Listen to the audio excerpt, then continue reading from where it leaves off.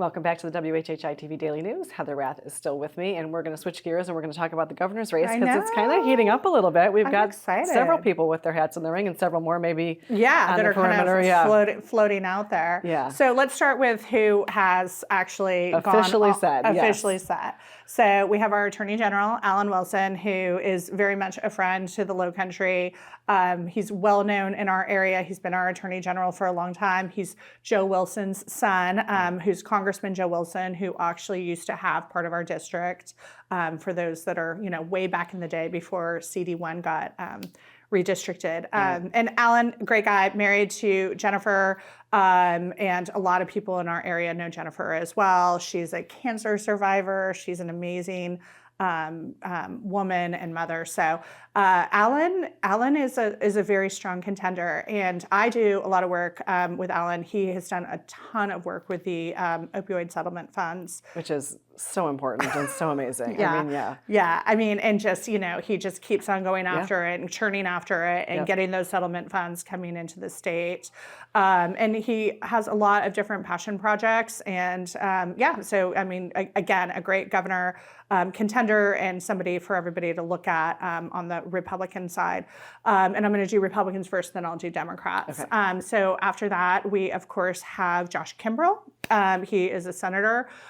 He just announced, I think last week, and on the heels of that, there came a pretty aggressive lawsuit that came out from his business partner that kind of upended his announcement.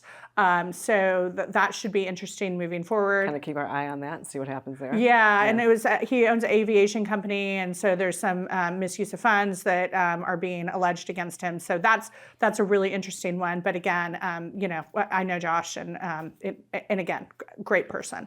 And then of course we have Pam, our Lieutenant Governor, Pam Yvette, most recently. And a lot of the folks that I work with up in Columbia were at her announcement, including Zell and a couple of others. And she's our Lieutenant Governor, a businesswoman from the upstate. She's actually right outside of Greenville in a town called Travelers Rest, which I absolutely love Travelers Rest. And she is a great woman. She's a great she has a great business mind, and she's great in government. So I really look at her as a strong contender. Yeah. So we'll kind of see who they line up with in terms of their lieutenant governor picks, and what happens with all of that. Alan obviously cannot run for Attorney General. Kimbrell can stay in his seat because it's not a rerun of office, and then obviously Yvette is out with McMaster coming out. But she's running on some really strong McMaster economic policies, so we'll see how that translates. And then of course we still have Nancy Mace out there. She's talking all the time on her social media about running for governor, or when I'm governor. She's saying a lot of things like that. Yeah.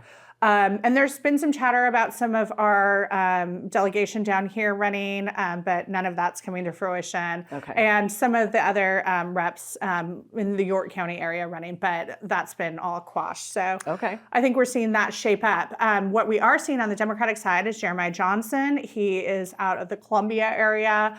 It looks like he's coming online on the D side. So again, way more to come on this, but that's just a quick and dirty rundown. But things are starting to heat up, so it's going to get very, very interesting. And you're going to start seeing a lot of jockeying for that lieutenant governor position, which is really key, because as we're seeing with Pam, you're seeing that kind of succession go up.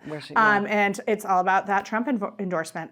That's really, of course, they're all going to be gunning for that. They're all going to be gunning for it, and we'll see where it all falls out. We'll see where that shakes out. Yeah. Heather, always good to see you. Yeah. So much fun to chat with you. Thank you. Such great information. So thanks for being here. Thanks. And thanks to everyone else on the show today for their insights and contributions. As always, our production team is behind the scenes to make all of this possible. And of course, we are honored that you have chosen to share part of your day with us. I'm Betsy McDaniel, and we'll see you for the next WHHI-TV Daily News.